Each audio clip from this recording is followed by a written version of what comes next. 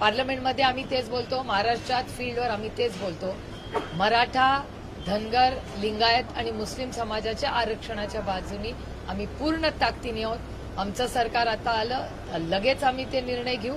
आणि आत्ता जे सरकार आहे केंद्रात आणि महाराष्ट्रात, त्या दोन्ही सरकारांनी जर मराठा, धनगर, लिंगायत आणि मुस्लिम समाजाच्या आरक्षणाची मागणी केली तर आम्ही पूर्ण ताकदीने, जरी आमचे राजकीय मतभेद असले तरी मराठा, धनगर, लिंगायत आणि मुस्लिम समाजाच्या आरक्षणाला आम्ही पूर्ण ताकदीने आम्ही सहकार्य करू आणि त्यांच्या बाजूनेही मतदान करू, सरकारच्या बाजूने. नेते असं म्हणतायत की आता वेळ आलेली आहे अशी की सगळ्या ओबीसी समाजातल्या लोकांनी एकत्रित येऊन एक वेगळा राजकीय पक्ष स्थापन करावा आणि त्याचं नेतृत्व सुद्धा ओबीसी नेत्यांनीच करावं.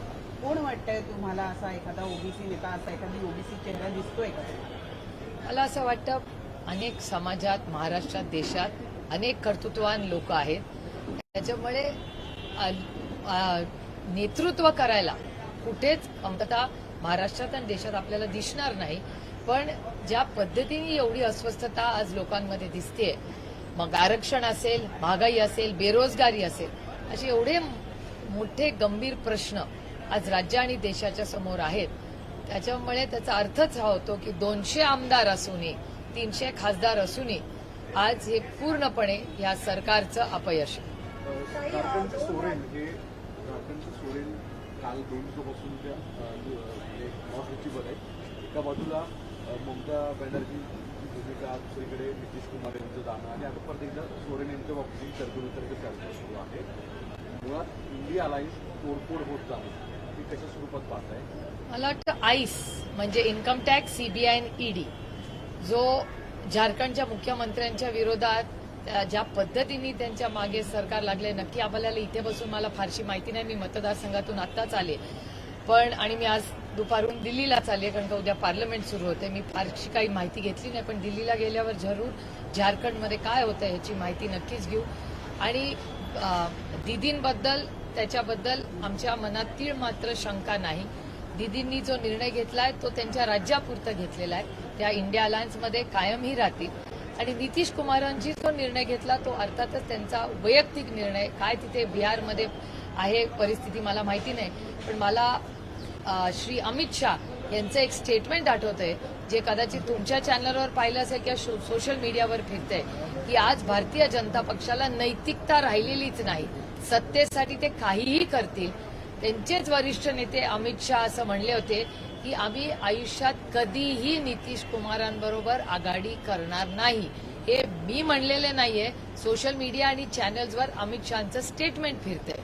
त्याच्यामुळे मला असं वाटतं नैतिकता ही भारतीय जनता पक्षाकडे होती, ती पूर्णपणे या नवीन भारतीय जनता पक्षाने घालवली आहे. आणि सत्तेसाठी मग भ्रष्टाचार असू दे किंवा नैतिकता, हे सगळे विसरून काही करा, आईस करा. म्हणजे इन्कम टॅक्स, सीबीआय, ईडी, तोड फोड, पक्ष फोडा, घर फोडा, पण सत्तेत राहा. हेच आता भारतीय जनता पक्ष आपल्याला करताना दिसतं. दोन राज्यांची सत्ता पकडण्यामागे भाजपच्या 2 नेत्यांचा हात असल्याचं सांगितलं जातं आणि महाराष्ट्रात सरकारवर देवेंद्र फडणवीस यांच्यामुळे झालंय, तर बिहारमध्ये सरकारवर विनोद तावडे यांच्यामुळे झालंय. यामध्ये तुमची काय? भारतीय जनता पक्षाचा अंतर्गत प्रश्न आहे, पण थोडंसं क्रेडिट आपण आईसला पण देऊया. आईस म्हणजे इन्कम टॅक्स, सीबीआय आणि ईडी, त्यांनाही थोडंसं क्रेडिट द्यावं लागेल आपल्याला. 27 फेब्रुवारीला राज्यसभेच्या 6 जागांसाठी मतदान होतं आहे, ही आता रिक्त होती आहे.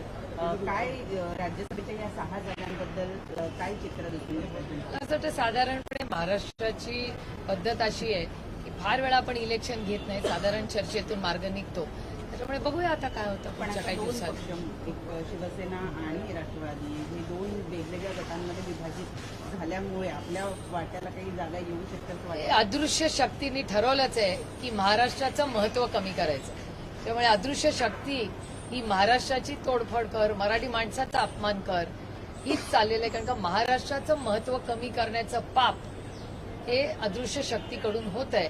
आणि दुर्दैवाने जे सत्तेमध्ये आहेत त्यांना ते मान्य आहे, मला तरी मान्य नाही. त्याच्यामुळे महाराष्ट्राच्या अस्मितेसाठी आणि स्वाभिमानासाठी आमची लढाई त्यांच्यावर काली होती, आजही आणि उद्याही राहील.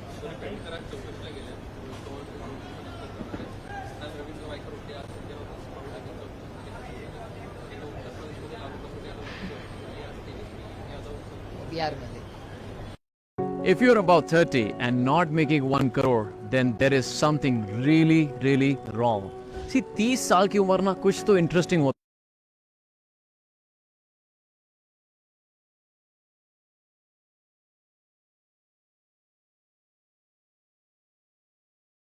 हे खरं आहे की जर त्यांचं एवढं आलबेल आहे तर मग आईसची काय गरज आहे. इन्कम टॅक्स, सीबीआय आणि ईडी. आईस विरोधी पक्ष म्हणलं की आईस, आणि त्यांच्याकडे गेलं की वॉशिंग मशीन मधून माणूस निघून घेतो.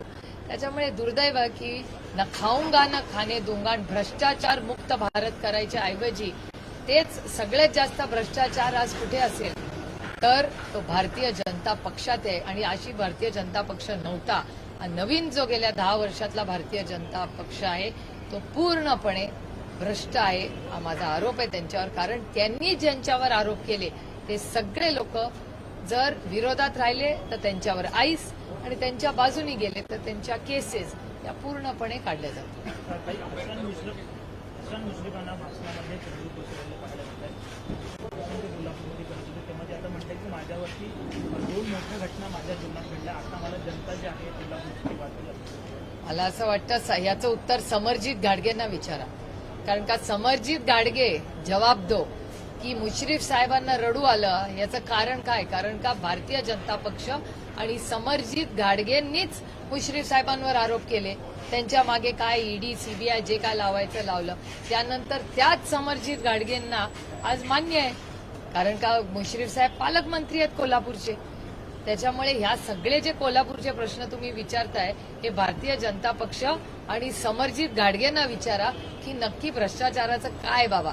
जेव्हा मुश्रीफ साहेब आमच्या बरोबर होते तेव्हा ते भ्रष्ट होते. आता भारतीय जनता पक्षावर गेले तर भ्रष्ट नाहीत. याचा अर्थ हेच होतो की तुम्ही विरोध केला तर तुम्ही भ्रष्टाचारी आणि त्यांच्या बाजूनी गेला तर भ्रष्टाचार मुक्त. त्याच्यामुळे ह्या सगळे जे तुम्ही मुश्रीफ साहेबांबद्दल जे प्रश्न विचारले हे तुम्ही कृपा करून भारतीय जनता पक्ष आणि समरजित घाडगेंनाच विचारा.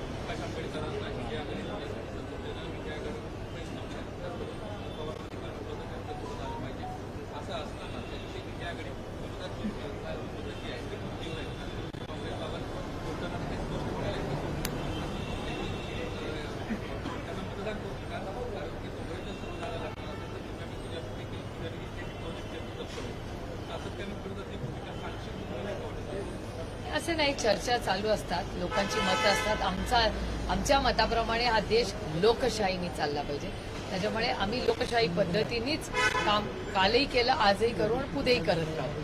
त्याच्यामुळे जर प्रकाशजींचं काही मत असेल तर अर्थातच त्यांनी ते आम्ही ऐकून घेतलं पाहिजे. आणि चर्चा ही आमच्याकडून पूर्ण प्रयत्न प्रकाशजींकडे होतील. कारण का प्रकाशजी हे राज्याचे नाही देशाचे मोठे नेते आहेत. त्याच्यामुळे त्यांचं मार्गदर्शन हे इंडिया आघाडीसाठी महत्वाचं आहे. आणि आमचे प्रयत्न आहेत आणि आमची इच्छा आहे की त्यांनी आम्हाला फक्त महाराष्ट्रात नाही पण देशात आणि पार्लमेंटमध्ये आम्हाला मार्गदर्शन करावं. थँक्यू.